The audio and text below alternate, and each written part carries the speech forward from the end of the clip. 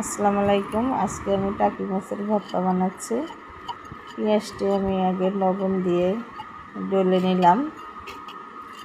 তারপরে শুকনো মরিচ পেঁয়াজ একসাথে দিয়ে ডলতেছি। ধনিয়া পাতা দিলাম, একটু আদা কুচি দিয়ে দিলাম। এখন আমি এটা ভালো করে মেখে নেব।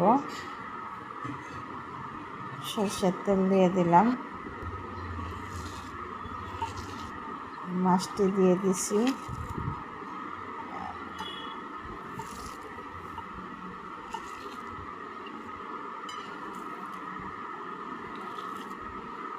সুন্দর করে এটা মাখা চাকা করে।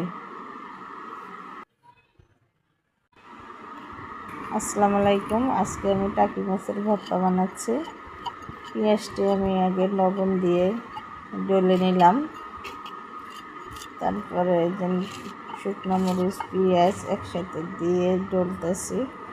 ধনিয়া পাতা দিলাম, একটু আদা কুচি দিয়ে দিলাম।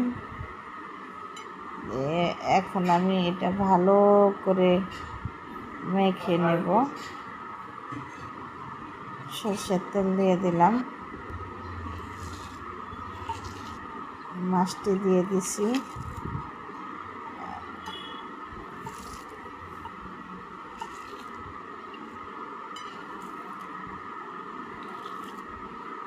সুন্দর করে এটা মাখা চাকা করে